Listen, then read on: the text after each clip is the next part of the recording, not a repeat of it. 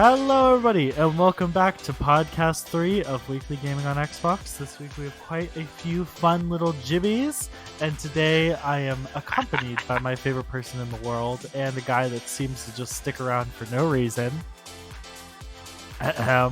Ouch, first off. Second off, I'm pretty sure I'm second favorite, so let's clear that out of the way.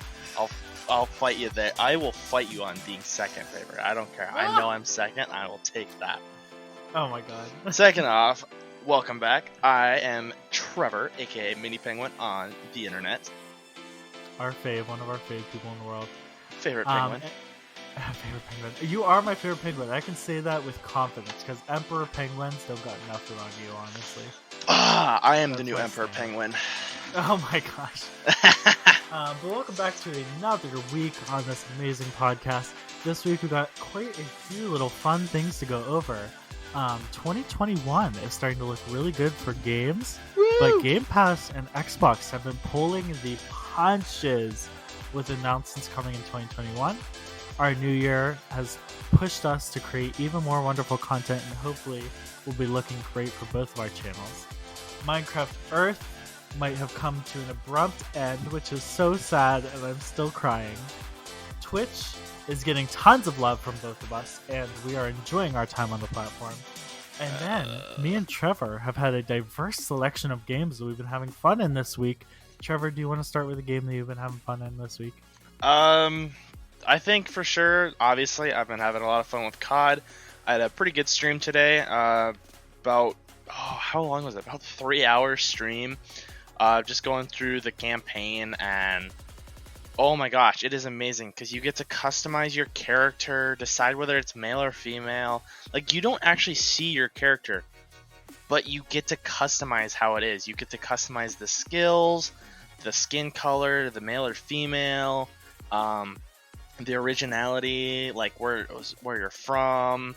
That reminds me, I have to add our channel. Like, you even get notes. Yeah, it's just so cool because it's like you even get to customize the name of your character, which is amazing. Because it pops up in the game too, which is cool. Like, the characters don't physically say it, but it pops up on the screen before like going crossed out and everything. And your code name is Bell, and I love it because it keeps it short, simple, and everything. Call of Duty Cold War. Oh yeah. The campaign, and I'm loving it. Yes. But it's like, my character was born in Australia and is a ex-KGB operative. I actually didn't know there was this much going on with this. Oh yeah, this is all like to start the game, and it's amazing. So I know you're not a campaign person, but this is something you might want to check out. And like, I don't know why I'm never a big campaign person, but I just I don't know. I just go on and off with them because I'm so used to heavy story games. So I think the campaigns are always really good, but they're obviously just not in the same format as traditional story games. And so I think that's why I have a disconnect there. But with how customizable this one is, I bet I'll actually enjoy it. You might. It's got a lot built into it, and it's very interesting. It's going into a lot of depth. There's actually, like, you switch around from different characters depending on the mission. So one of them, you were in the KGB base, and you had to, because like you're a mole in the base, and you're trying to. So like there was a part where you had to set someone up, and you had to go into a restricted area and obviously not get seen. And so it was very interesting because you had to access a computer, type in the right stuff, then go over to a printer, get it printed, get that, and then get out and go show some other people. And it's just, the amount of detail into this game.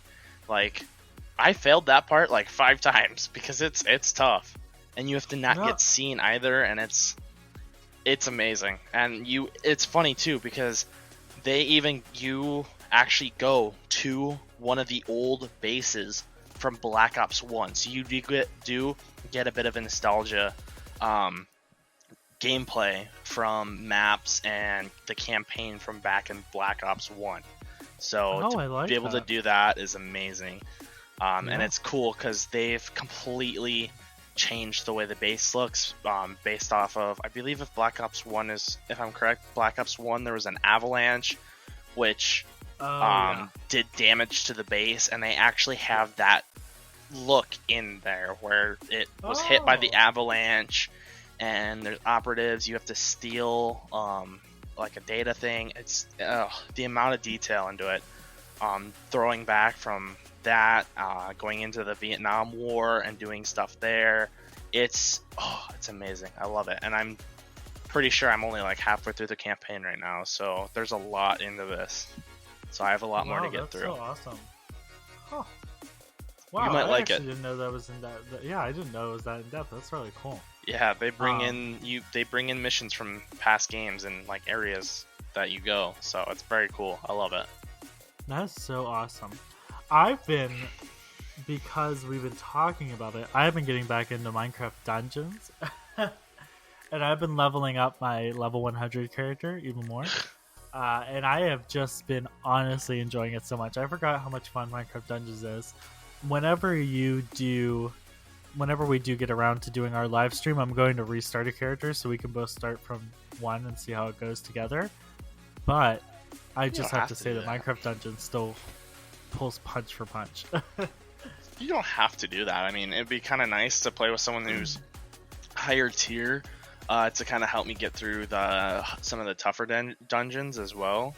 So it might be. Oh yeah, but the dungeons like scale to level. So like if you're level 1 and I'm level 100, then the dungeon level will scale to like 50. Yeah. So it'll be like super duper hard for you and super easy for me. Because I'll have all the crap weapons and you'll have god tier loot. Oh yeah, but I think they can figure it out. Like I think they have a bridge where it's like the enemies are easier, but it's higher level. So because the loot depends on your like actual character level, because you have a character loot level and then you have a regular level. Your regular level is obviously just getting XP and completing missions, but then your character level is the sum of the level of all of your components. So like if you are a level 1 character, you can have a level 100 character level if you have all 100 level stuff on your character, but your actual physical level will still be like 1 or 2 or whatever. So we could always do that too. I'm sure that we can figure it out. It'd be interesting. It'd be interesting. Another one is Titanfall 2. I've still been enjoying that. I've said that tons of times, and I've tweeted out at least 3 times now that I want Titanfall 3, and I'm going to put it on the record. So for all of you listening, I am formally requesting Titanfall 3. Thank you very much. Send my letter in. I love it so much. You have to play it sometimes. It's on the EA Play that's partnered with Game Pass now. Absolutely amazing. I'll have to check it out. Oh yeah. Oh, the other one is... Well, do you want to list off another one that you've been playing now since I got a few in? Sure. So I've been playing Star Wars Jedi Fallen Order. This game came out quite a while ago, and I've wanted to play it for so long, but now that EA is partnered with Game Pass, I can play it for free, and it is, well, free, because I pay for Game Pass, but it's, I don't have to pay the $70 for the game, but I've been playing that. I tried to stream it, and I got my video afterwards taken down because of music. But the game is amazing, and I love the aesthetic of the look, the graphics, everything about the game is amazing, and I haven't gotten too far into it, surprisingly, which is kind of funny because I did a 2-hour stream and I barely scratched the surface. So there's a lot to that game that I need to get into. So there's a lot more yet to come with that. So I'm really happy that I finally get to play a game that I've been loving or wanting to play for a while. So. Oh, that is so awesome. I also wonder, talking about like Game Pass partners, I'm kind of waiting for Bethesda's games to finally find their way on the Xbox Game Pass, because they have a few, but the entirety of the backlog hasn't wandered onto it yet. And what I'm guessing is it's just because the deal is still being like struck and they're still figuring everything out, and I'm sure transitioning and everything. But I'm hoping that once they get everything figured out, all the Bethesda games will wander their way onto Game Pass, because obviously Xbox owns Bethesda now. So theoretically everything should wander on the Game Pass, but that would be awesome because everybody can experience all the Fallouts and have a great time, and it's exciting. Let's see, what else have I been playing this week actually? Oh, State of Decay 2. I'm so excited for State of Decay 2 because I'm doing a live stream event of them, so I'm doing like one live stream a week. And then there's going to be another little extension event that will happen on YouTube after 2 or 3 live streams. And I'm really excited. Everybody stay tuned for that. That'll be fun. But I also just love State of Decay 2 in general because it's amazing. So Trevor, have you still been having fun with GTA 5? A little bit. I haven't been playing it a whole lot. I hopped on a couple times in the last few days. Just kind of check in, do some stuff. I haven't done a whole lot. I did, let's see, I think I did some delivery stuff for my company, made a lot of money, which is nice. I'm going to probably put that towards doing more deliveries and upgrading my company and stuff. You always love the money. Yeah, well, I mean, you gotta get somewhere, gotta get money somehow. Cash. Yeah. But I've checked out, I've played a little bit of GTA 5, not a whole lot. Didn't really do a whole lot in it. I just kind of did a few things, kind of screwing around. I've been peeping in and out for my Prime benefits, that's about it. Yeah, so I haven't done a whole lot with it, but I haven't played a whole lot, which I kind of want to play more, but it's like, there's a lot of games I want to play, and I can't play them all at once, so... Oh yeah. Gotta get there. And I see you're playing one more game that we haven't played together, but we both play. Yeah. I never realized. I went on and I played a bit of Rocket League. I tried to stream it. I got kind of bored of it real fast because I had terrible teammates that kept scoring on ourselves, and I wasn't in the mood to stream. Honestly, I got like 10 minutes in, and I was like, I'm just not having it. I was just not having it. I was feeling lazy and just didn't want to really stream much, so I just kind of called it. I played a little bit, didn't play a whole lot, but it was fun. I got to play a little bit. It felt good to jump back into it, so. Oh yeah, we'll have to play sometime together. It's been forever since I played Rocket League. I don't even have it downloaded right now. On the other hand, I have been enjoying a new game called Rogue Company. Now, I have not, don't take those words strictly because I haven't played like hours of it yet, but I jumped in for about an hour. And I will say it's really fun. I haven't explored I haven't explored all the game modes yet, but I did explore, they have like a search and destroy. It's similar to search and destroy on Call of Duty, but it's, it's pretty much, it's planting a bomb and you like fly in and all that fun stuff.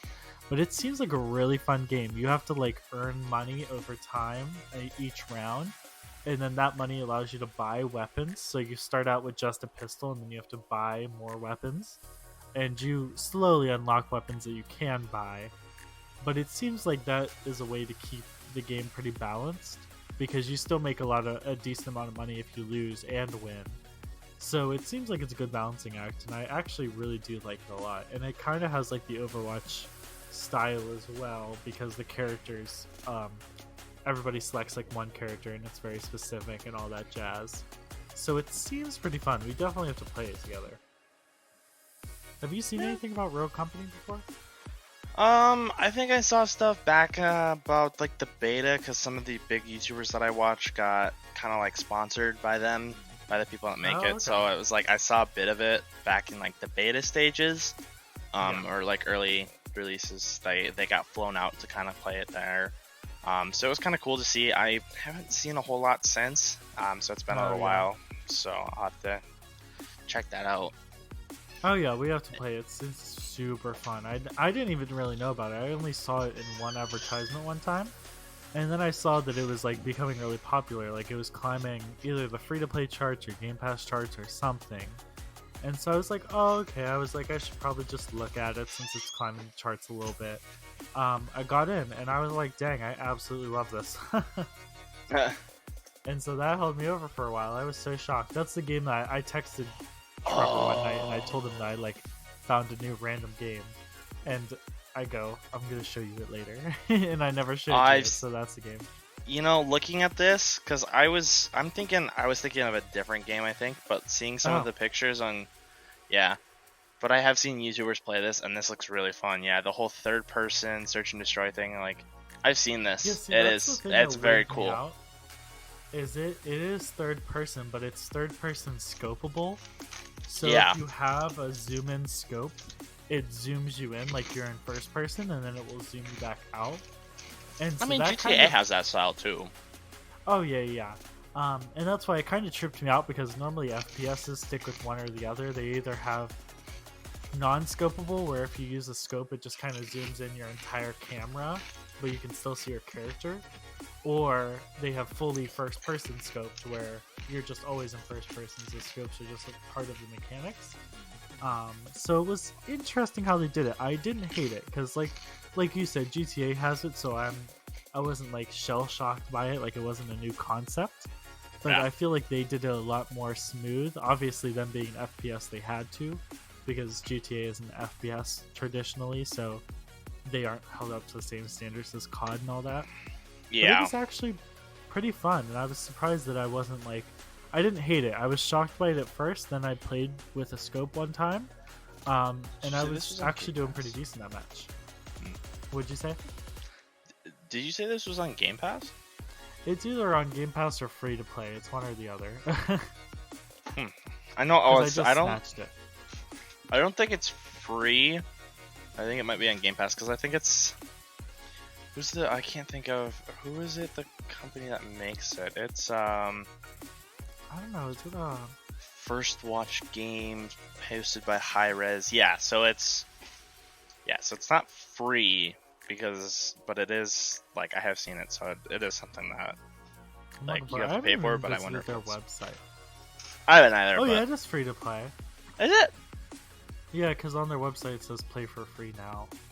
Oh, okay. Well, I'll have to. I didn't even realize it was on Xbox. They're an Epic Games Store is exclusive as well. On like PC, they're not on Steam. They're on Epic Games. Yeah, 'cause Steam kind of robs a lot of companies about a lot of stuff. So I don't think Steam's that bad, but I definitely like the competition of like Epic Games being on there as well, because it's kind of fun to see what they do with the gaming industry in that way. Yeah, that's true. I like Epic because they're a really good company, and it's like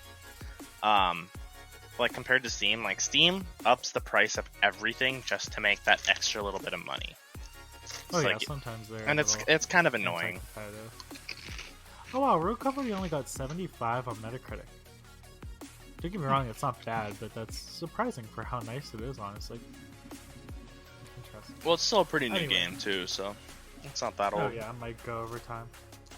I'm excited to see that though, and like the one thing that I do like about Epic and having like the Unreal Engine is, I will say, I love supporting Unity, because Unity is a little bit more player first than Unreal Engine is normally.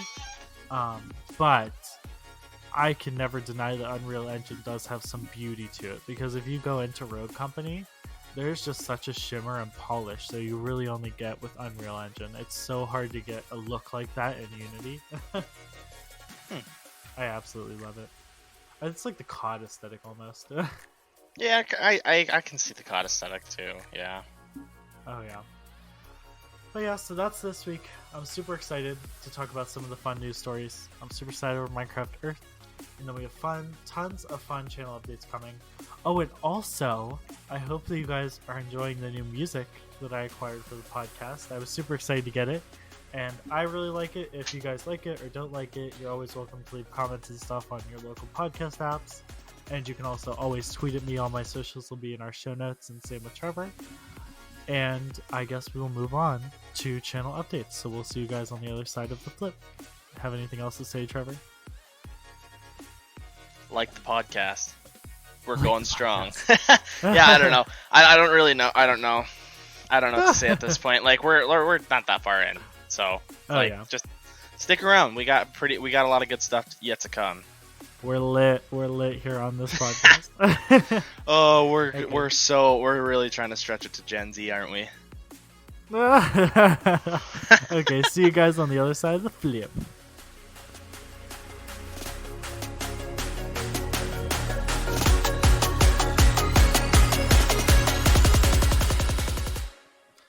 Hello, everybody, and welcome back from that fun little 2-second break. I hope you enjoy any music, as always. Now we're going to move on to some... 5 seconds to 2. Oh, really? Oh my gosh. Oh, I love Because in the past it was like 5 seconds. You said 5 seconds, and now we're down to 2?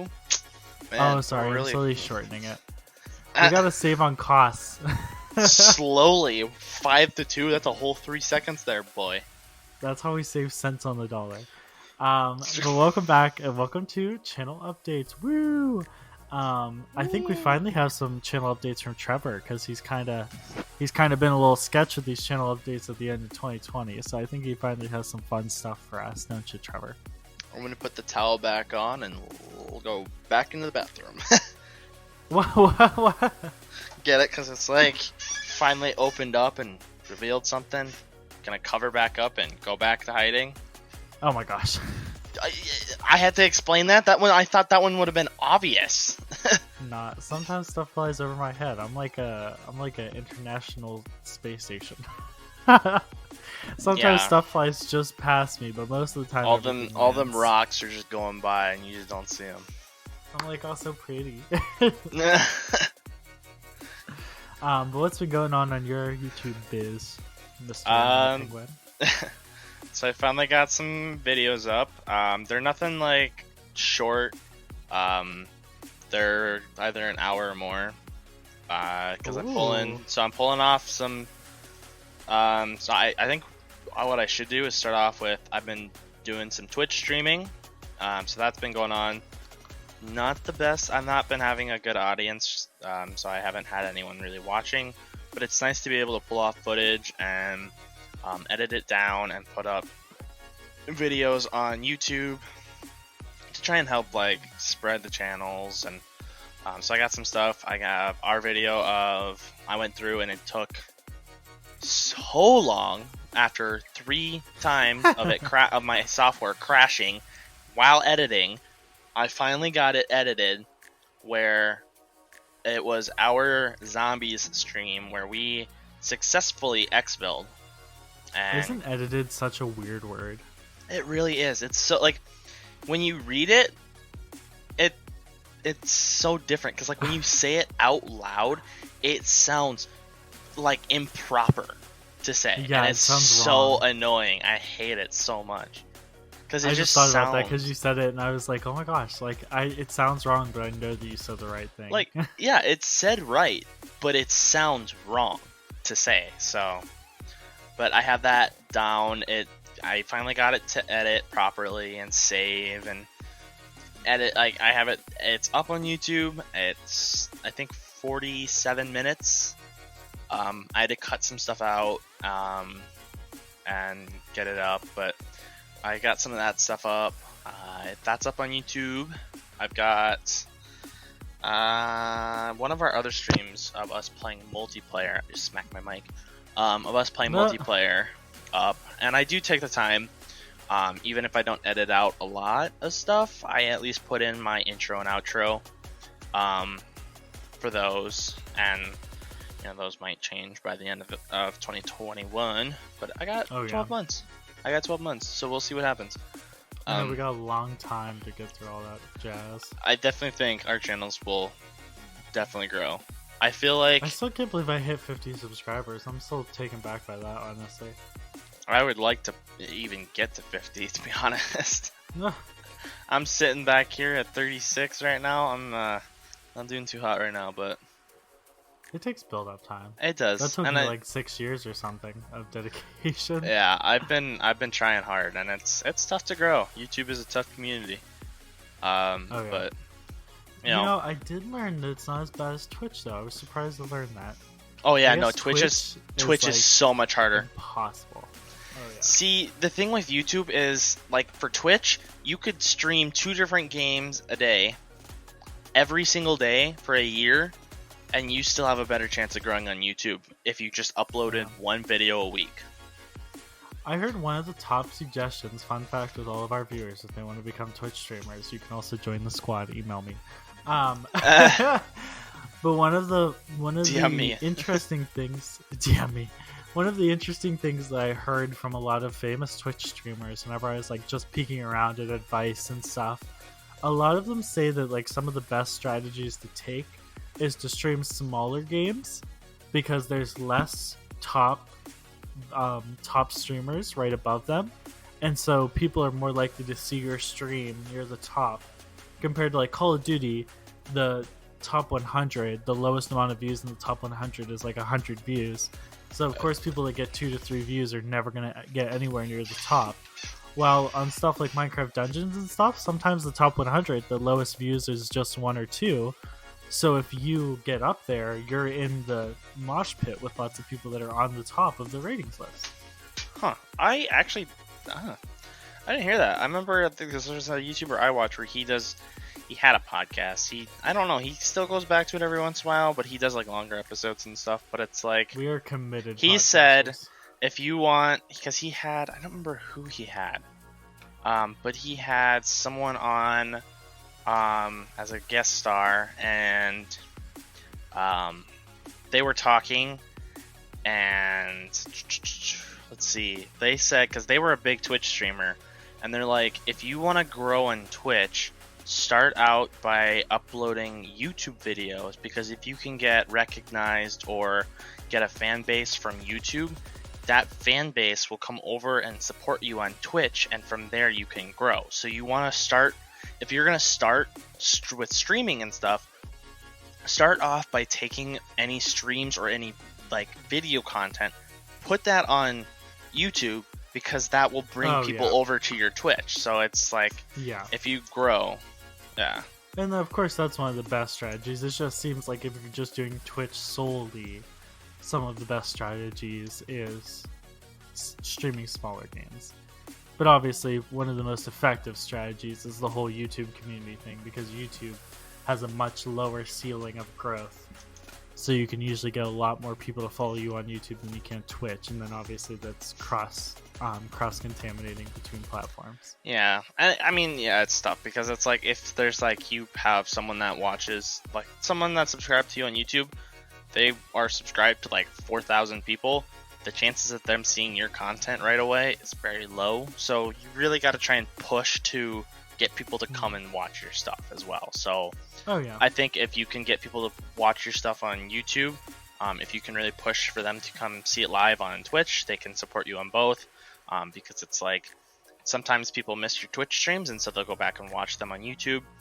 So that's what I'm kind of doing, is like, if you don't see it there's a chance you'll see it on YouTube, and hopefully people will see that and be like, oh, they do this kind of stuff, maybe we can go watch it over here, see it live, then kind of go back and watch highlights. Because like, I know I've seen YouTubers where they've streamed to either YouTube or Twitch, and they still post highlight videos from that stream, and I will go back and watch it, because it's like, man, I remember that part, that was really funny, I'm glad they put it in. So it's kind of nice to go back and see that. Literally at my main girl Granny. So absolutely love her. She's been doing so many like Twitch highlights, and I love her so much. I do think that that's a big thing, and like I said, at the end of the day, it's all just about like strategy, like growing all your communities and stuff. Nowadays it seems like, you know, being a Twitch streamer, being a YouTuber, they're both definitely realistic goals, and they're both sustainable jobs in and of themselves if you stay consistent and driven. But some of the most successful people, like Mr. Beast and all that, Mr. Beast, Stream, Mumbo Jumbo, lots of people like that, you'll notice that they have Twitch, they stream on YouTube, they stream on Facebook Gaming. Like, once you stream on multiple places, you can get income from so many different places, you can get such a broader reach. And so I would say the most success comes from multitasking like that, and having YouTube, Twitch, giving exclusive content to all of them, and just having fun with that.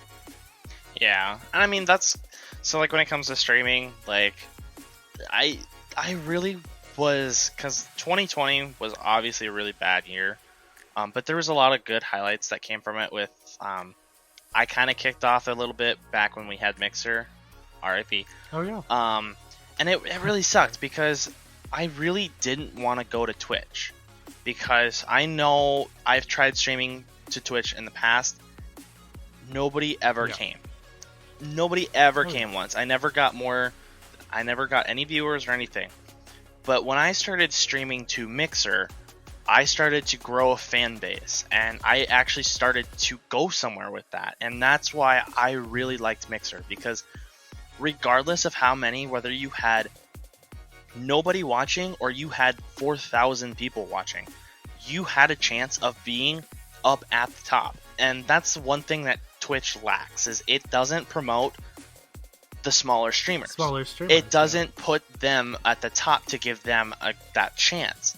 That's what Mixer was. That's why I liked Mixer, because when that was around, you had a chance, like, of getting to the top to get posted at the recommended or like the optional, like, hey, this person's streaming, maybe you should check them out, regardless if they were like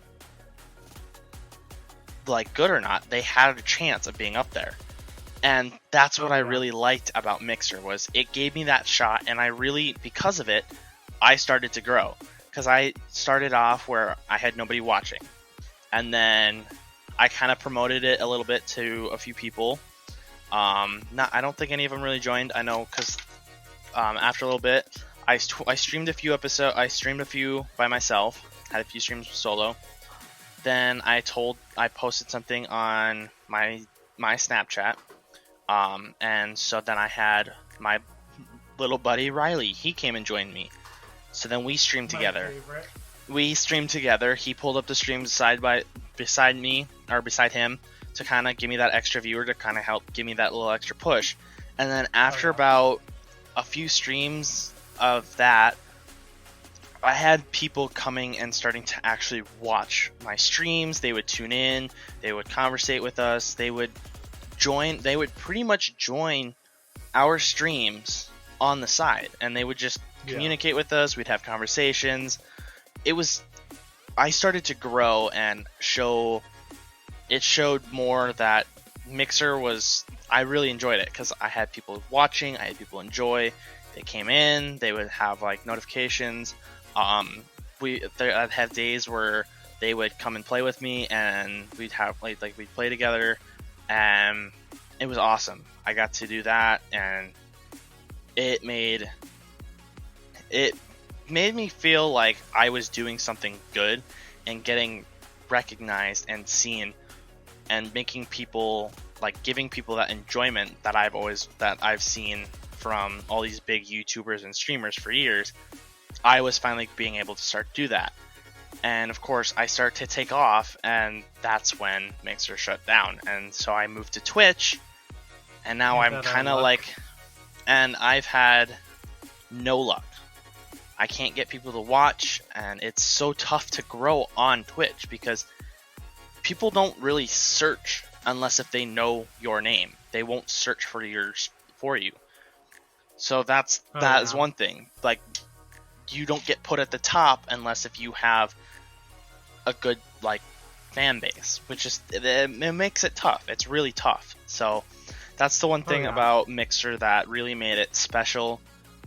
It promoted small channels and helped them grow, regardless if you had a deal, like a deal ship with them or not. Oh yeah. And I miss that. Twitch has like their basic partnership, but I just learned that their basic partnership is really trash, because it pretty much signs off your likeness for total use on Twitch. So if you try to stream on YouTube, it's illegal. And what? So most of the big streamers have like a proper Twitch partnership, which is negotiated with Twitch one-on-one. And that partnership obviously normally isn't exclusive to Twitch. But if you just get the basic Twitch membership, which I forget what it's called, but it's like Twitch Plus or Twitch membership or whatever.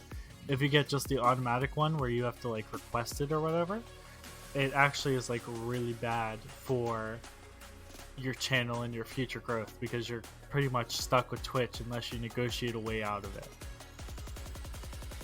Which really sucks. That's just dumb.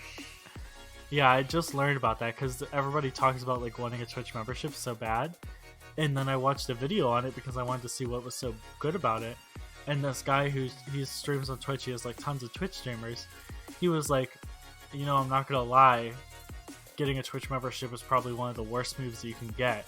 He was like, you have better luck just growing to the point where you can negotiate with them one-on-one than getting that membership because you're going to be so much more damaged with that membership than one-on-one negotiations.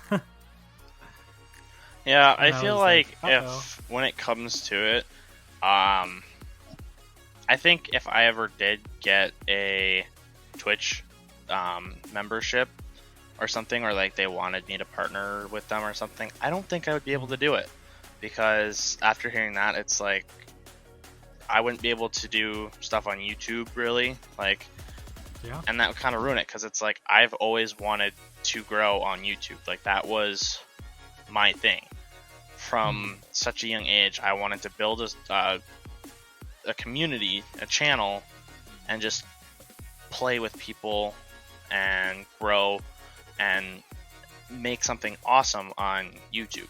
So I feel like it would kind of ruin my chances with doing stuff on YouTube as well.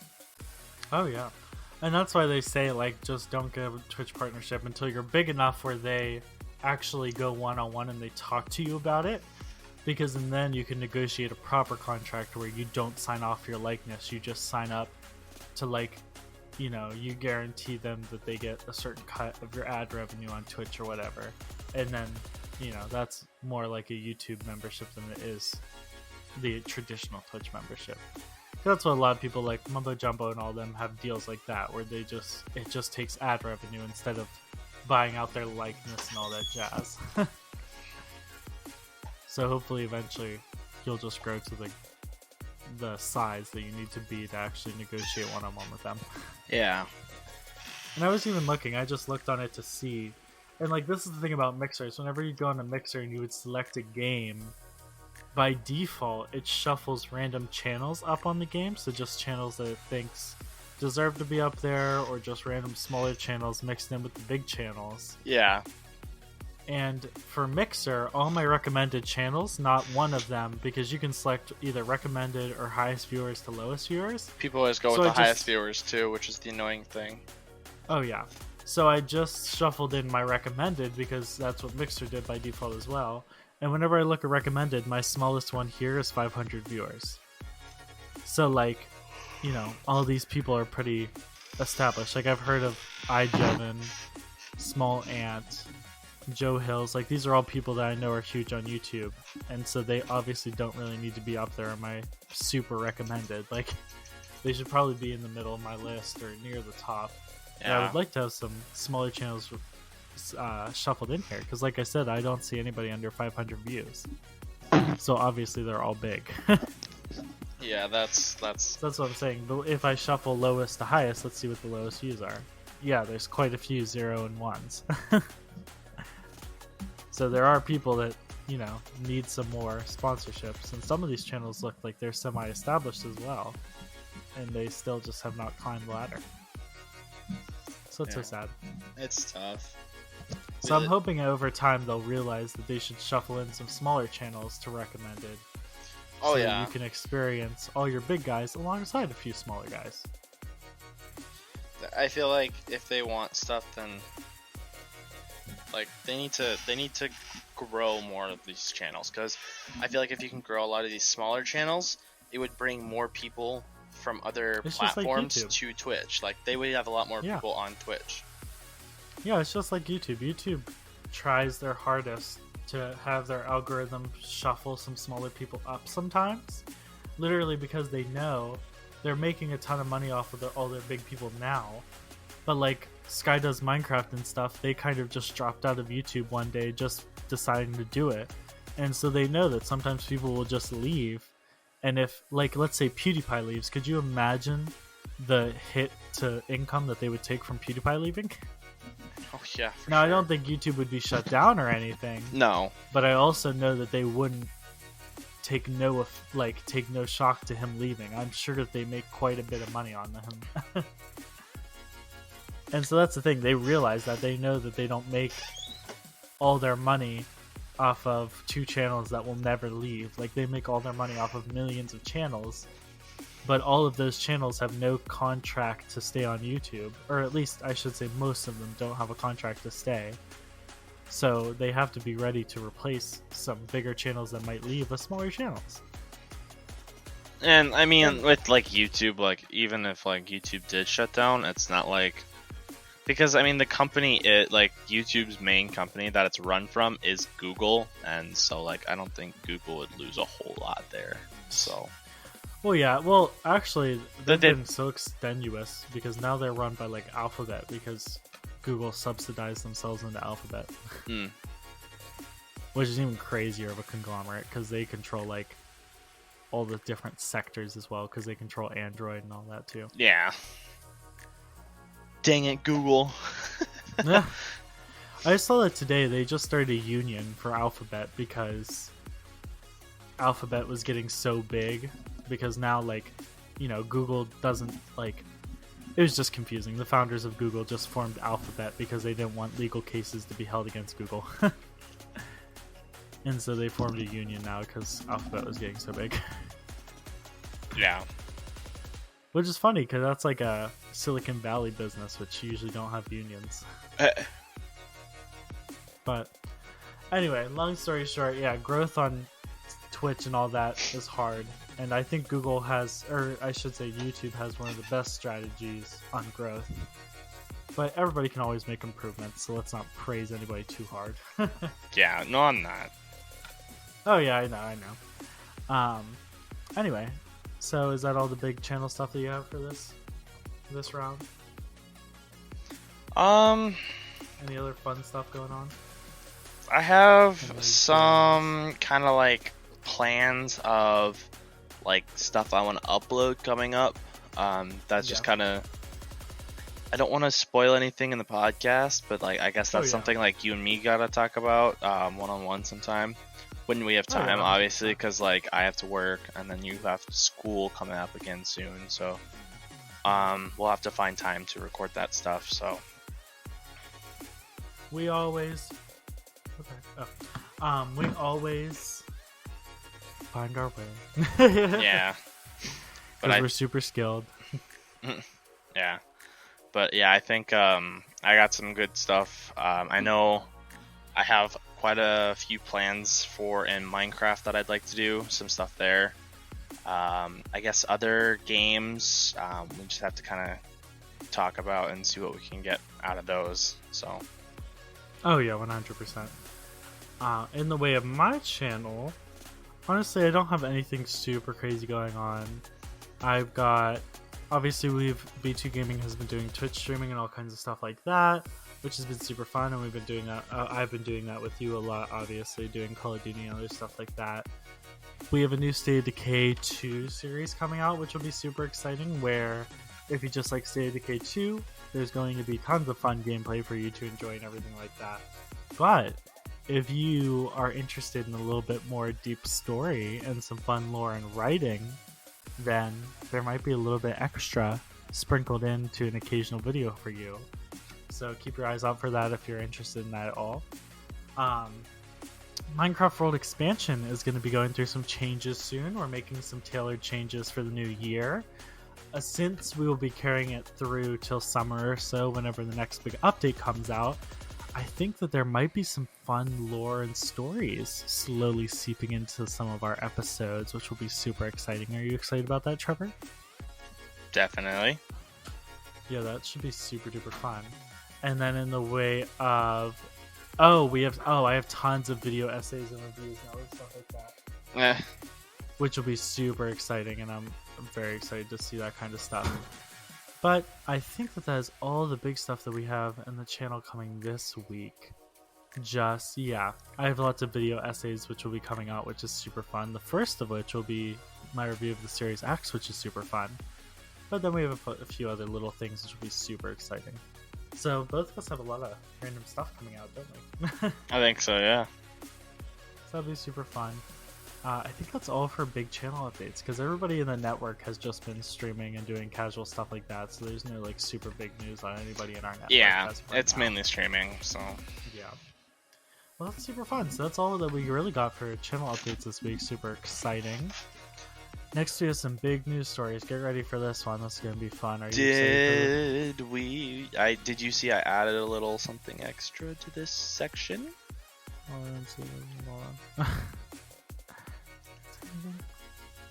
What are you talking about? So I thought it'd be kind of cool to add. So every month we talk about kind of our our goals, and kind of like. So like for this month, what is our goal for the end of the month? Like what do we want to have accomplished by the end of the month? And then like each month we can go through and talk about our yearly goal. Like it might change throughout the year too. So for me, like by the end of the year, I want to hit at least 100 subscribers. Like that's my goal for the end of the year. Yeah. So that's my goal. For like a month, for a monthly goal, I want to get on a schedule, an upload schedule where I can upload, like a video, like 2 videos a week, at least. And so like that would be maybe my monthly goal, or maybe like upgrade that. And so like by the end of the year, I can upload like a goal, like a video every other day or every day, and have something ready to try and grow my channel. Like maybe that's my end of the year goal. I like that. But just something that I can have a goal and have something to work towards for each month and for the end of the year. Oh yeah, I like that. That's really interesting.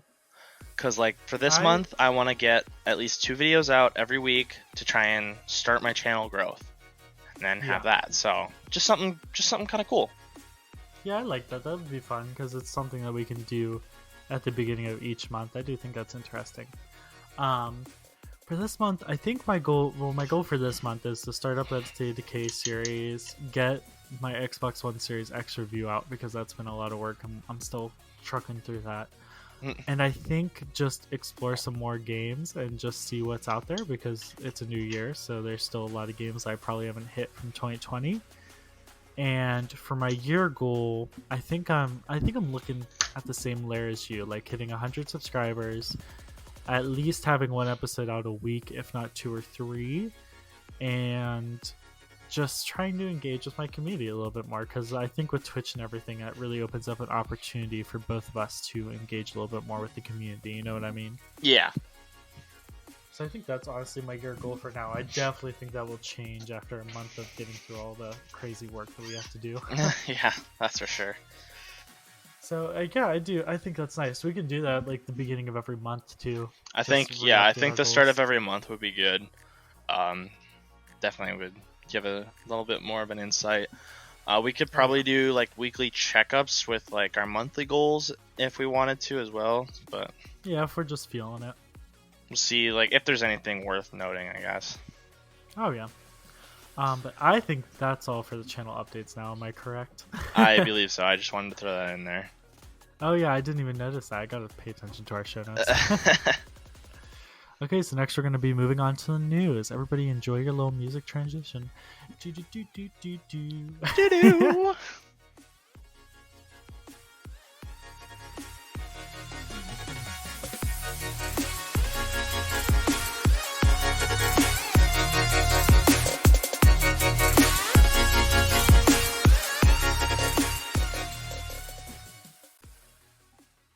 Hello, everybody. I hope you enjoyed your break. I absolutely enjoyed my entire day break.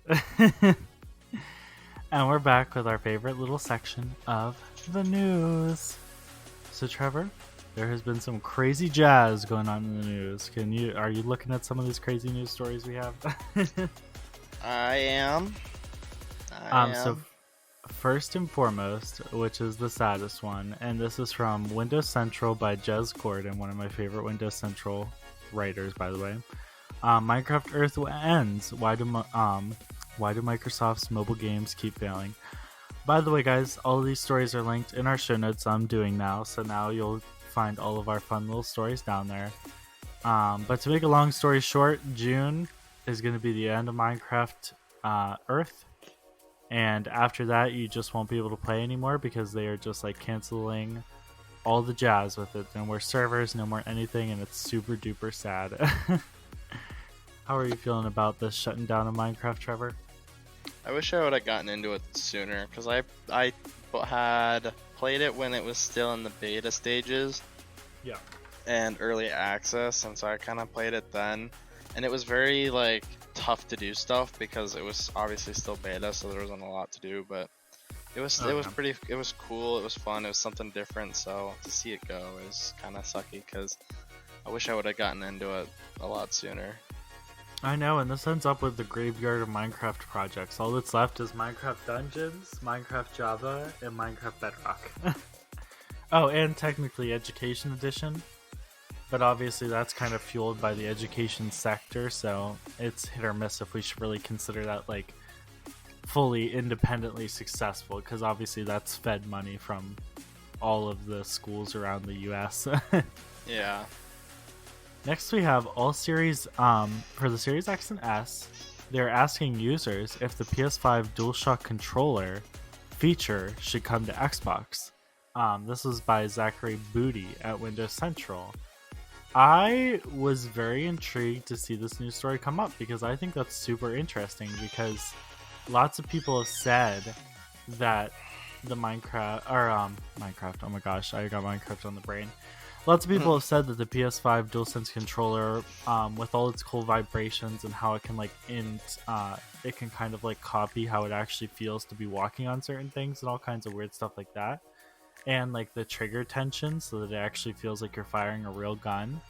They say that that is like a really big pull for their new controller, and so some news journals and even Xbox themselves has been asking people how they feel about it and if they would want that on Xbox. Which is pretty crazy. Interesting. Yeah, and I think I don't like it a little bit because it is sad that Xbox is kind of copping out to a feature that somebody else has. But also, if Xbox has a feature that PlayStation doesn't, PlayStation never asks about it or integrates it. They just kind of ignore it and try to come up with features better than it that are similar but different. So I do think it is gutsy and kind of like player first for Xbox to just go out there and be like, hey, this feature is better on PS5. Do you guys want it? And then they actually consider the possibility of making it. Are you in like the same vein with me where you're like, you like the Xbox kind of seeks out advice from their player base? Or yeah, do you not like they want to optimize everything for the people playing. So like they're obviously they want more feedback on how they can improve to keep people playing their system. So I like that they are willing to ask the community what kind of changes they want. And it's nice because like it gives you the better feel of playing a game, the more realisticness of everything, and it just makes it a lot better. Yeah, and that's how I feel. Like I said, Sony has never really gone on record and done this. They've never directly asked about their competitors, but they also really just don't talk about other features that they copy or they like take creative license over, quote unquote. And so I feel like it shows some serious guts from Xbox to go out there and just be like, hey, is this feature better on PlayStation? If it is, we might integrate something similar to it to make you guys feel better. You know, I think that's really gutsy of them to just be honest about it and just be like, hey, this is not better, so do you want us to make it better? You know, and do you hope that you see like more stuff like this from Xbox? Like, do you hope that they always stay on the prowl about new features and stuff? I think so, yeah. That would be because they're trying to get better feedback, and like they obviously want their console to like they want people to keep supporting them, and if like they can get that by asking the community what they want, whether it's like upgrading their controllers or everything like that, then you know obviously that's probably the smart move to do there. Oh yeah, that's all. That seems to be what what they're really outreaching to. It says in the article that they have sent out surveys to some Xbox S and S users, Series X and S users, just asking them if they like their current controller, if they would like a controller closer to the competition like PS5, or what changes or differences they would like with their controller, and if they feel like DualShock is better or DualSense is better or worse. So I really think that that's interesting, and I do, like I said, I do like that they're outreaching like that, and I think that's an awesome thing for them. Coming up next, what else do we have here? Oh, Microsoft delivers a fix to Series X controller users. So it's just mainly a problem with the Series X controller. There's just some connection issues and other stuff like that. If you guys want to read more, but have been having those issues, there's a Forbes article by Ryan McNeil. It will be in the notes below. It just says the fixes that they're sending out, all kinds of stuff like that. I just felt like mentioning that in case any of you are having those problems and you're sitting there and you're just thinking that you're totally alone. Don't worry, there's others out there. I haven't had any issues like that, luckily, and so I've been happy to avoid that because I just saw that article today. But if you are having those issues, go check out the show notes, and there's all the information down there. Going on. Oh, Xbox Game Pass getting Injustice 6 and 6 more extra games. That is pretty exciting. Injustice 2 is looking like it'll be coming around January 14th, so pretty soon. And then there were 6 other games announced in the lineup, including eFootball PES. Yeah, eFootball PES 2021. The little Acri that looks French. No Overs, Torch 3, What Remains of Edith Finch, and Vic, a poster RPG. This is an article posted by Tanner Demon on Comic Book, and he just lists off all the games, his commentary on what's going on. That's pretty exciting that we have even more games coming to Game Pass. It's always good to have more games. Especially Injustice 2, because that's a huge game. It's not really my taste, but I do know that it has like a huge player base. Are you kind of excited to see what happens with the Game Pass for this coming year? Yeah, because I think 2021, there's definitely, because there's not been a lot of trailers yet for games coming out this year or anything like that, so it'll be nice because we'll get a good set of, there'll definitely be a good set of games. I think they're talking about, Microsoft's talking about partnering with more people to put more games on Game Pass, which will be amazing because that's a lot more games to play and gives a lot more options. So next I had a little article. This will be in show notes because I'm not going to go over everything, but this was another article from Windows Central. This one was by Jez Gordon as well, and this was just a 2020 to-do list for Xbox of things that they probably need to improve or fix. I just wanted to throw this out there because, like, obviously both of us really enjoy Xbox, and we do think that it is a very good platform that we always support. But it doesn't always mean everything's perfect. I do think that there's a lot of things that they still have to fix. And this is talking about Xbox as a whole, too, I should say. So if I were to rewrite this story, I would also include all of the Xbox Studio problems, especially with Minecraft and Minecraft Bedrock Edition. But there's lots of other stuff like just integration across Windows. Like now there's, I think, 4 different Xbox apps, all with different purposes on Windows. Like one you can game stream and look at social network. The other one you can use Game Pass. The 2 other ones are just like legacy apps. Like it's just getting so confusing, honestly, and so disorganized. It really is. Kind of with he cites here, kind of with the mobile app and sharing side too, because there's like the Xbox app and then there's the Game Pass app.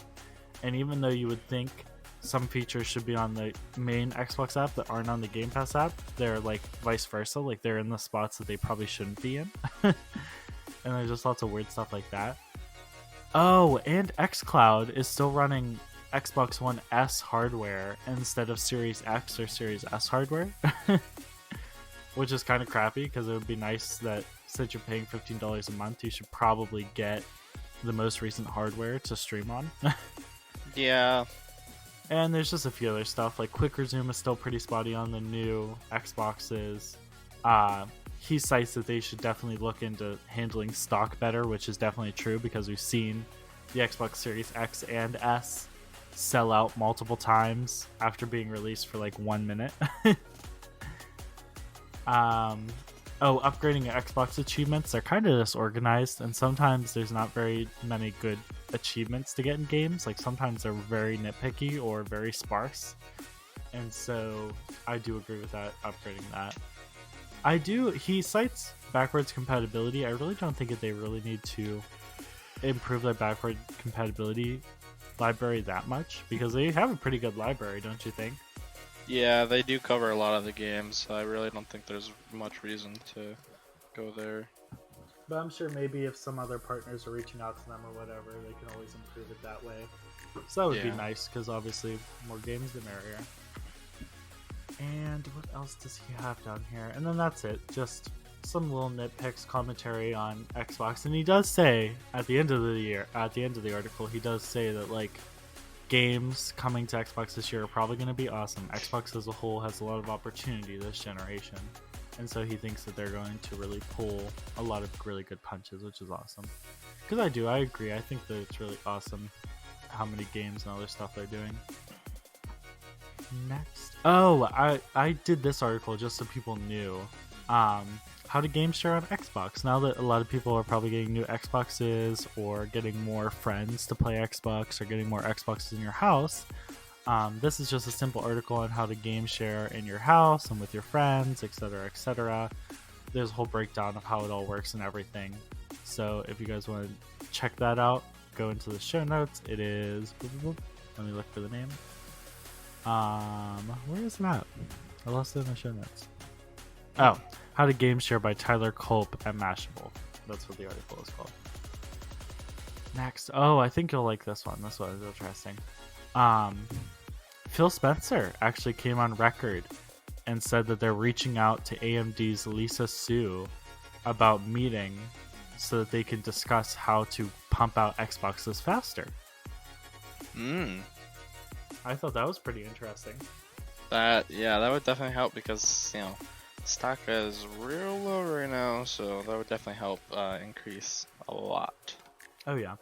And for you that don't know, Lisa Su is the head of AMD, and obviously AMD is what the guts of the PS5, Xbox One, X and S, and like every Xbox and PS5 for the past, I think, 2 generations have been made out of. So they've always used AMD and all kinds of stuff like that.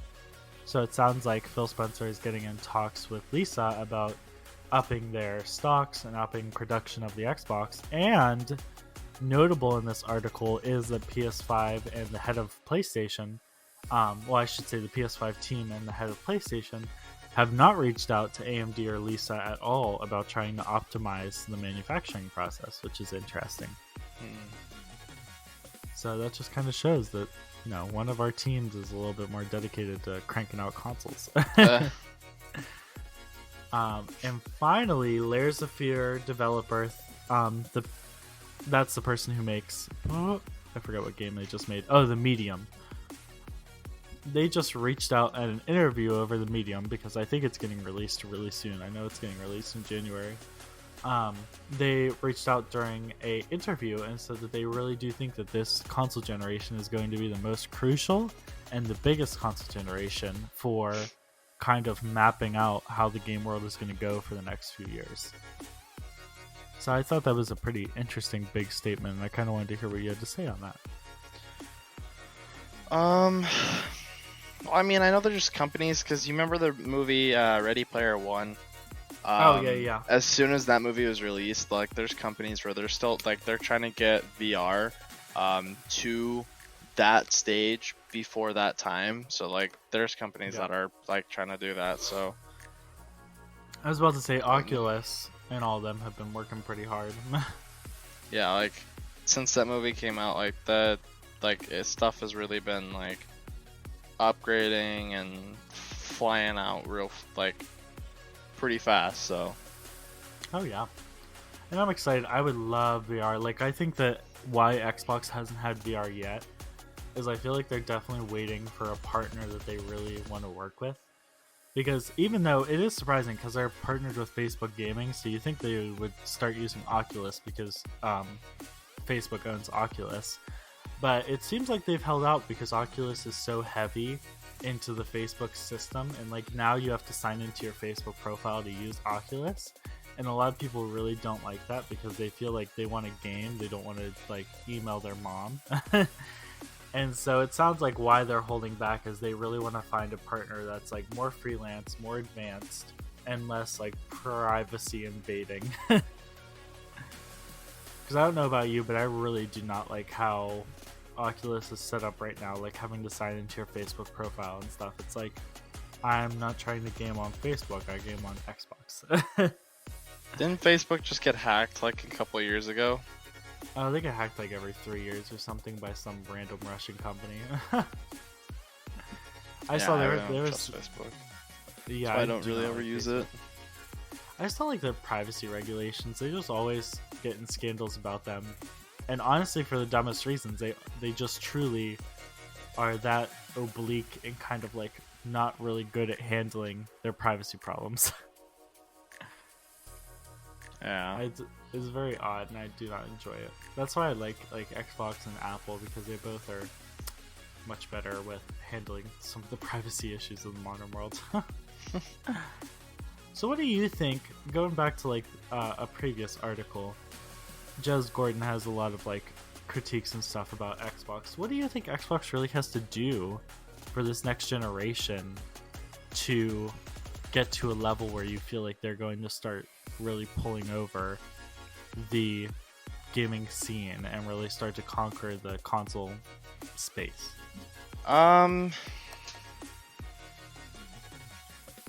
I don't even know. Well, what do you think are the worst fails that Xbox could have this year? Like, what would probably doom Xbox to have a pretty rough time? Well, 'Cause obviously, sometimes I feel like like spotting you out said, your with weaknesses are the controller best way to connection go. issues, that's one thing. Like that they need to figure out, because like I've never heard of a console having an issue where the controller is having connection issues like that. Like, Oh yeah. So you think that some hardware failures would definitely start to hurt Xbox? probably, yeah.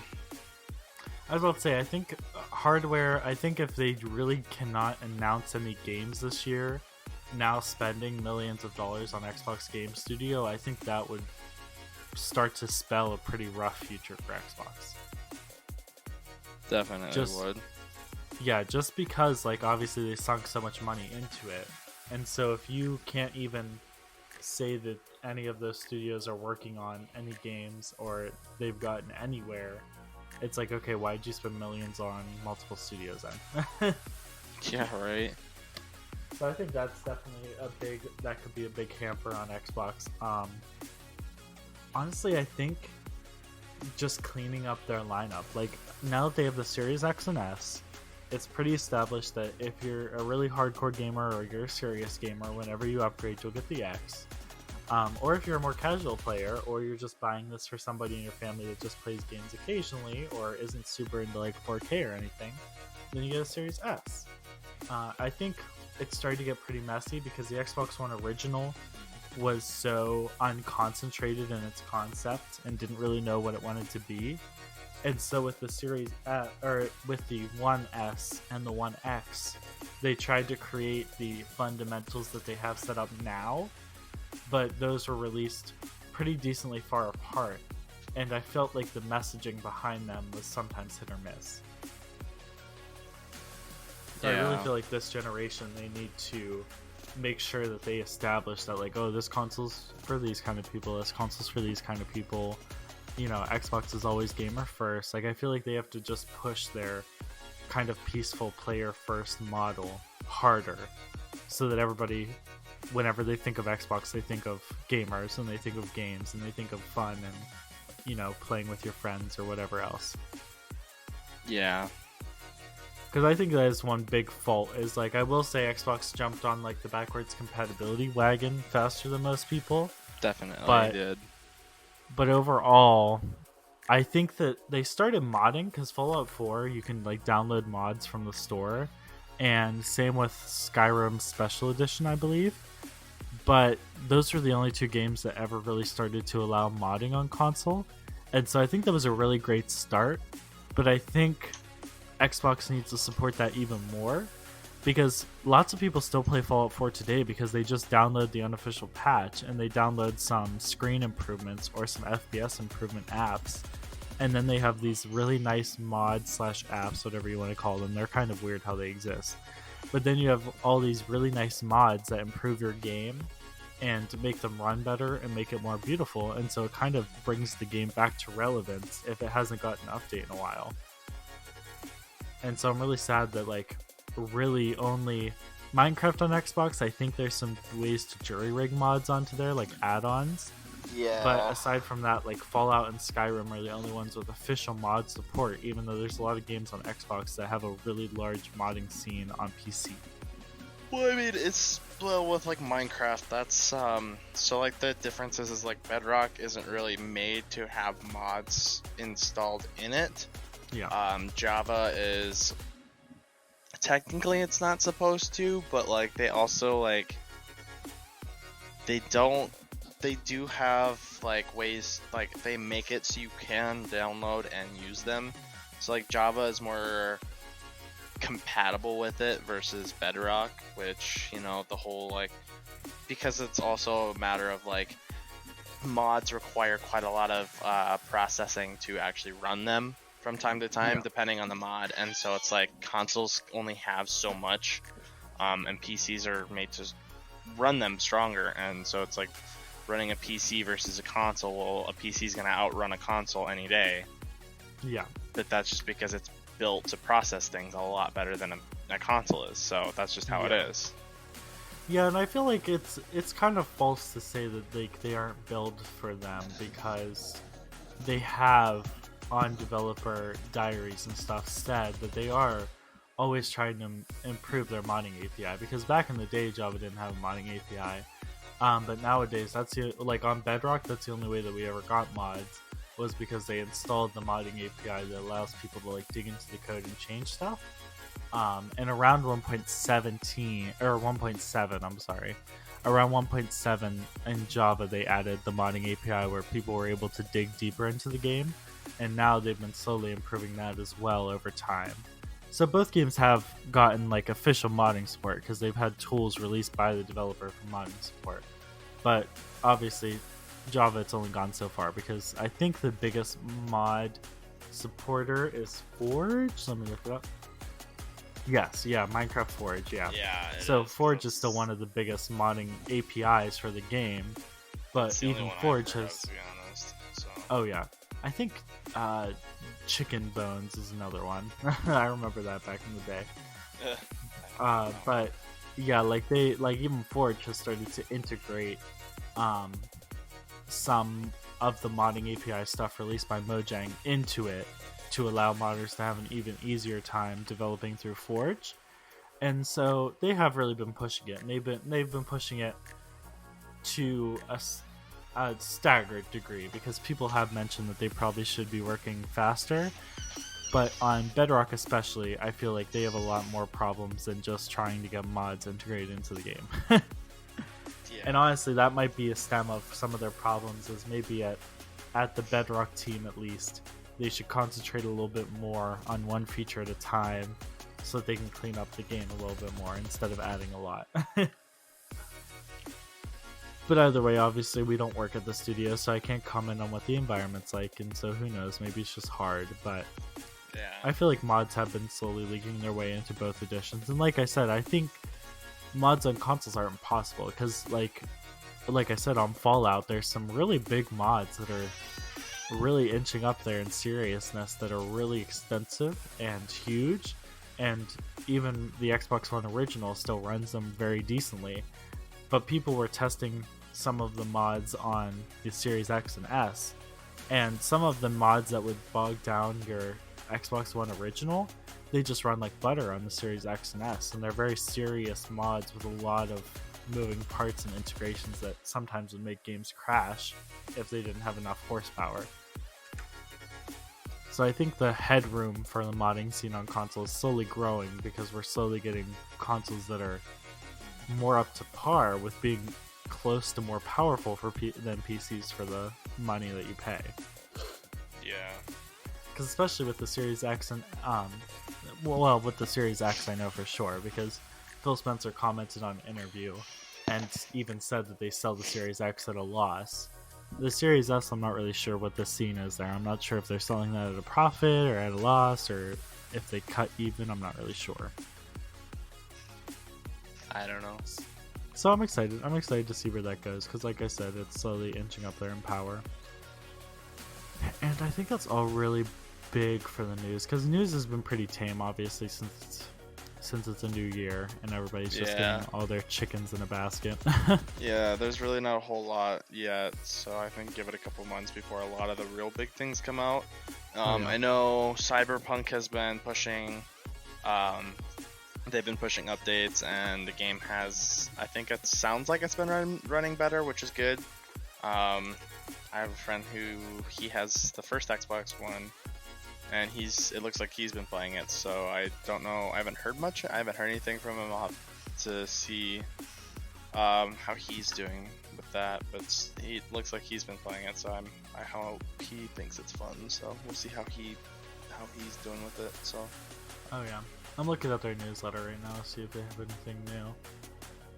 They did release a hot fix, but I don't know if this is an older one or not. Look at the date. Oh yeah, it's December 23rd, so it's still an older hot fix. Oh yeah, this was just over that file corruption thing. We already covered that. But yeah, it sounds like they want to get it kind of stable on all the consoles by March or April, which is really nice, but we'll see how it works, obviously, because it's always like back and forth or whatever. I'm excited to see what happens there because, I think that Cyberpunk has a lot of opportunity. They just definitely have to take advantage of it because it's not going to be there forever. Yeah. That's the end all be all of it. Is not everybody's going to wait around for Cyberpunk to be all nice and pretty. Aside from that, oh yeah, and Xbox got they now have duos mode for what was it? Dirty Bomb. The Dirty Bomb game mode in Cold War. Yep, I haven't tried it out yet, so we'll have to do that. I know we will. I'm so excited because we don't have any friends, so sometimes duo stuff is nice. Yeah. Speaking of COD, tomorrow, well, for us it's tomorrow, but for the amazing people listening to this podcast right now, it'll be today because I'm hoping this is gonna be out at noon tomorrow, right? The 8th. Yeah. It'll be at noon. Okay.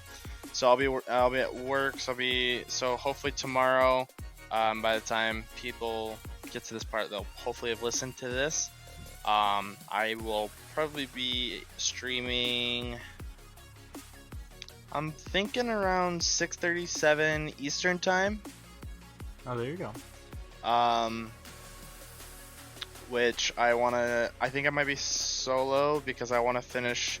I want to go through and continue playing the campaign for COD.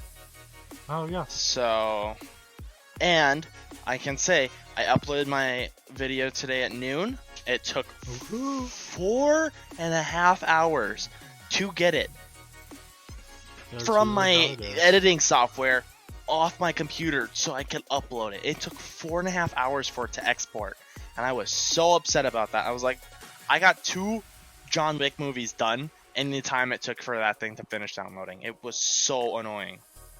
I don't know why, but YouTube is just hard to upload to. No, it wasn't YouTube. It was my editing software.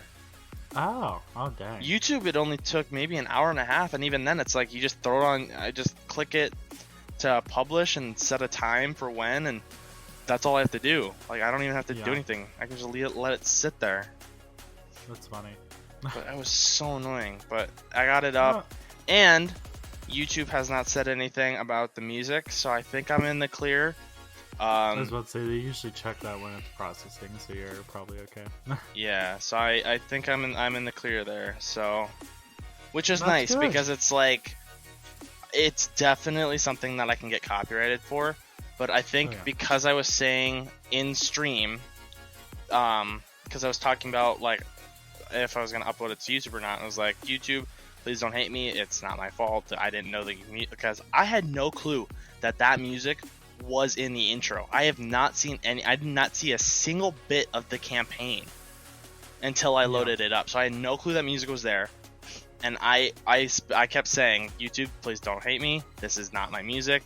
Obviously, I don't own it. I didn't know it was here. Please don't get mad at me. But I think because it was just audio and there was no actual singing, I got a little bit of leniency. Yeah. But we'll see. But Yeah. YouTube didn't hate me for that, which is nice. But yeah, I think that's tomorrow good. I want to stream the rest of the campaign. Which for me, streaming it's a very quiet series, so you don't hear me talk very much during it. Mainly because I want to listen, and because I like to listen and go through the campaign. So I like listening to it. I don't like to interrupt because you never know when voices are gonna come by. But it's interesting because it's like when you play as Mason in some missions, he gets the flashbacks from Black Ops 1 of the numbers popping in his head, those red numbers.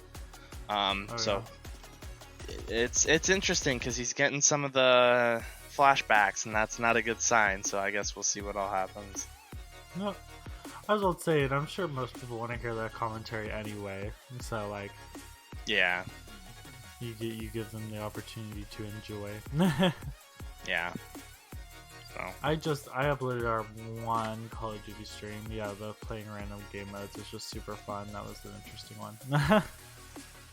It's already got 5 views. It's already climbing itself up the ladder. That's been fun. That my was a part video 2. that has been up for like a week only has 2, so I feel very upset. It's a climber. It's a climb. I feel sad though because it only has two views, and it was uploaded 5 days ago. Oh hey, my No, it has campaign 2 though. finally got 1 view. Ooh. I like just checked it and it was said 0, and then I went to check it again and it says 1 now. Yay! I don't know if See people live actually on watch them. stream. I wonder if people actually watch those start to finish, to be honest, because like I know sometimes they It's can get pretty boring, long. but it's like if you don't own the game, then it's like for me, not owning a lot of those games, it was kind of nice growing up, just being able to watch them on YouTube. I would sit and watch endless hours of just people playing the campaigns or going through beating zombies, and it's like I'd watch a lot of zombies growing up, and so yeah, that definitely helped me because I know a lot of strats and everything that is yet to come. So Oh yeah. It's important. Like you said, it's nice for people just to be able to watch that in case they don't own the game or anything like that, because that does happen. It's sad. yeah, It's hard not owning games, but we aren't all billionaires. yeah, games are not Pass- cheap. Yes. Game Pass Oh. helps the bridge a little bit, but it can't mend everything. It helps the bridge a lot. Ah. Yeah, and then I still am kind of upset over Minecraft Earth, honestly. I'm pretty upsetty spaghetti.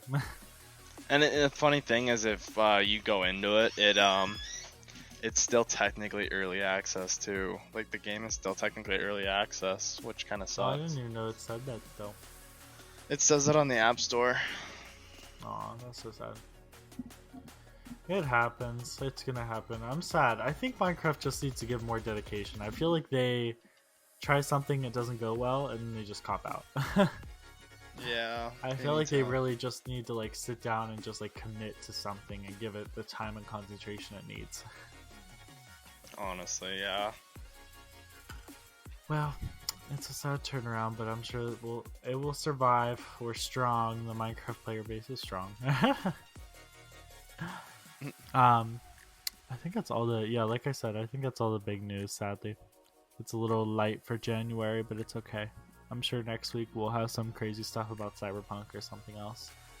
I think, is that all the commentary you have on all of our beautiful news stories, Trevor? I think so. I really don't have a lot with the commentary and stuff like that, so. Okay, then I guess we'll move on to our final section. For this week, we're doing a special section on what we're looking for gaming in 2021, which will be super exciting because it's a new year, it's a new level of gaming, and it's honestly kind of a different scene in gaming. So I kind of want to look to the future and see what we hope to see in games. We'll see you guys after the music jump. Blue. No, my.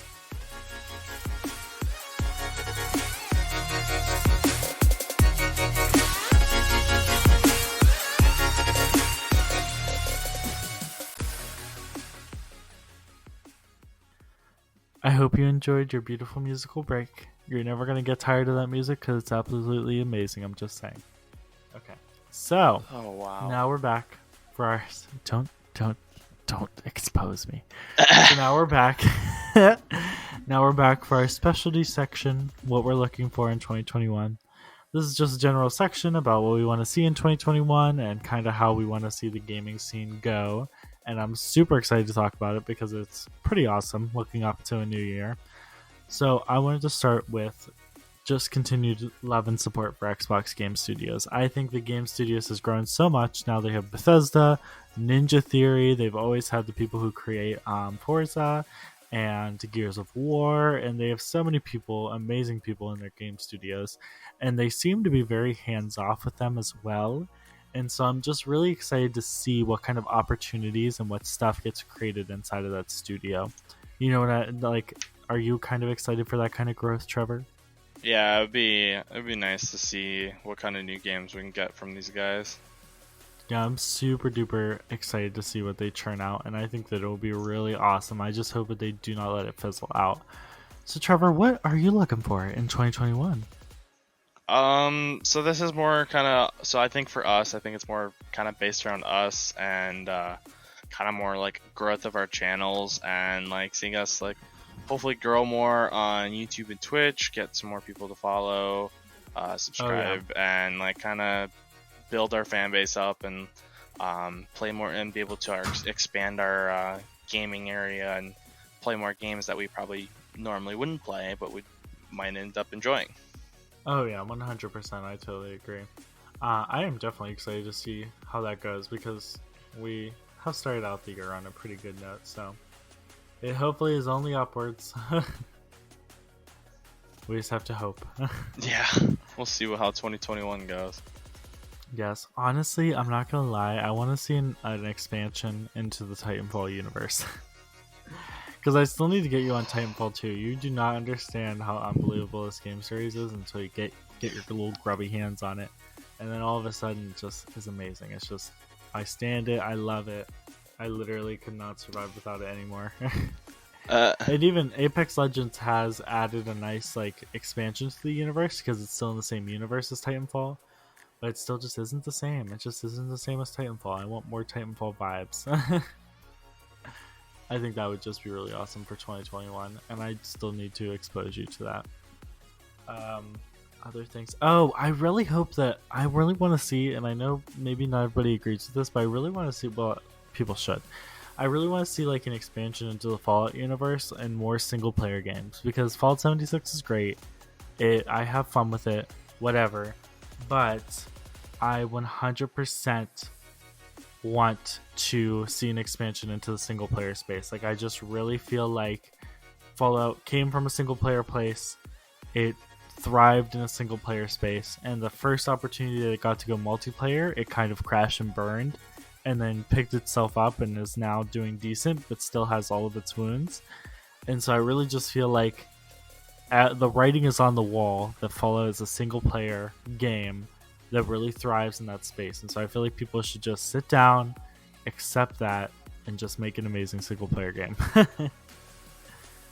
That and like honestly the Fallout universe is amazing, and so why not just expand it and give it more single player love?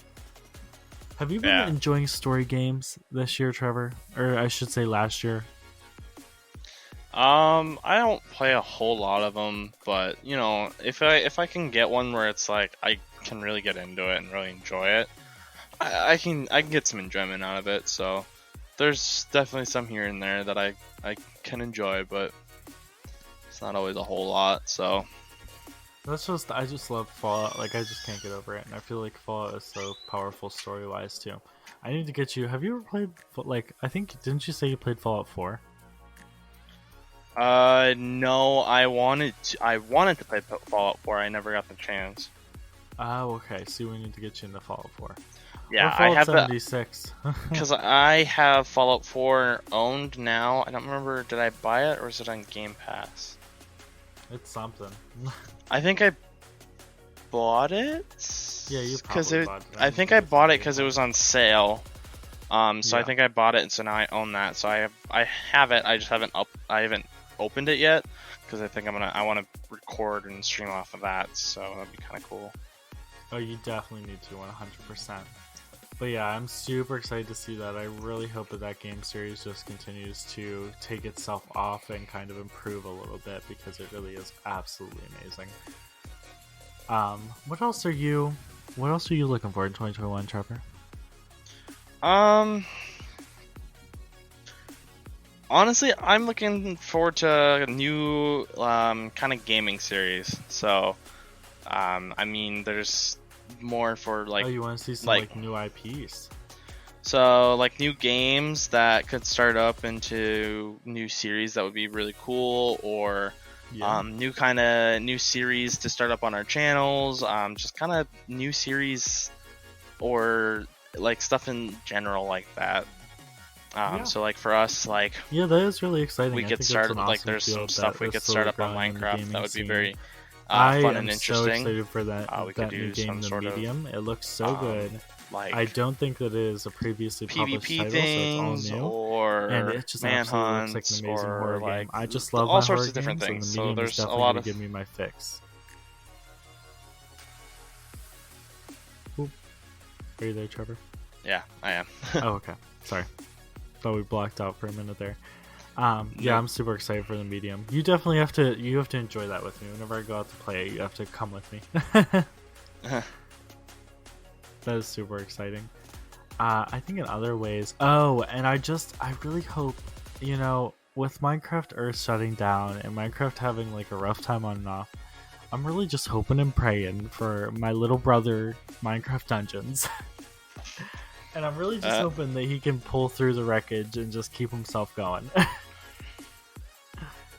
Because he just has not, he is avoiding all the controversy that I just really hope that he doesn't get hit. You know what I mean? Yeah. Speaking of Minecraft Dungeons, how does a Monday recording session sound? That should be fine. I think so. Okay. Because, obviously I work this weekend, so I don't have a lot of free time to record. Because I want to get a full, a good, solid, good amount of time of playing. Because I'm sure it's a time-consuming game. So if I can get quite a few hours, I can go through and pull out some good stuff. So I think Monday should be fine. It should be Gucci. That'll be fun. I love Minecraft Dungeons. That'll be a great stream. And it follows our rules. It's a smaller winded stream, so it won't be the player base won't be as crowded. Yeah. So Hopefully. we'll be following our own rules. But yeah, I just hope that my little brother really pulls through. I love Minecraft Dungeons, and I'm really rooting for him. Him and Minecraft Bedrock are the two people that I keep pushing forward. I'm just hoping for both of them to just hold in.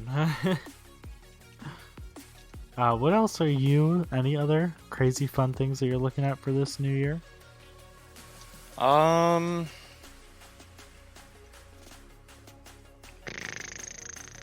Nothing really I can think off the top of my head. Yeah. I guess I just kind of want to see our channels grow a bit more and be able to do more stuff. So yeah, I agree, and I'm just hoping, obviously, I'm just hoping for general success in the gaming scene. I hope the gaming studios keep pulling out the punches. They really keep holding on. Like I said, I hope Mojang gets its crap together and starts to bring Minecraft Dungeons up and also improve Bedrock and get that a little bit more organized. And I am super excited to see what Game Studios does. I think that that's a super awesome opportunity. I think that they have a super awesome program set up there. And I really do think the growth and the possibilities with that are immense. And I'm really, really, really hyped to see what they can do with the money, the funding, and the appreciation that Xbox Game Studios gets, and just the creativity too, because they have Minecraft, they have the people who make Forza, they have Bethesda now. There's just so much creativity in there. It's crazy. Yeah. I think let me see how many studios are made up, because I'm pretty sure that they are made up a lot of studios now. I think there are upwards of 14 different studios now.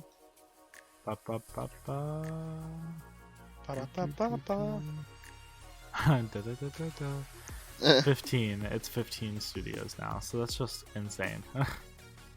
Yeah, they gotta have 343, which is big with Halo, obviously. Oh, I totally forgot. Obsidian, Adoy, the new single player contender with the Outer Worlds and everything, they have been doing unbelievably. Obviously, they have Bethesda, Mojang. I think the Bethesda deal hasn't been finished yet, though, technically. So we're still kind of waiting on like the final like cap on the deal. But obviously, the deal is already being like processed. The Coalition, which is really big, NXL, the Initiative, which is a cute little indie studio, Ninja Theory, which has a lot of awesome stuff, and then Undead Labs. I'm so excited for State of Decay 3. They announced that it's coming, but they didn't give it a date or anything, and I'm so excited for that game. Oh. And you know, the really awesome thing about like State of Decay is that even though State of Decay 3 is on its way and being developed, they still are working really hard on having lots of big updates for State of Decay 2, which I think is really awesome. I always hate when studios kind of like drop support for their older game just because the new game is on the horizon.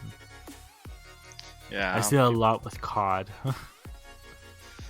I mean, they kind of keep it going for a few years, but you know, once it gets a little far out of date, there's like nobody playing it, then they kind of quit with it. But well, I feel like they keep the servers running, but after a new game comes out, it just seems like the new game gets so much more love because obviously it's just going to make more money because it's new and just published.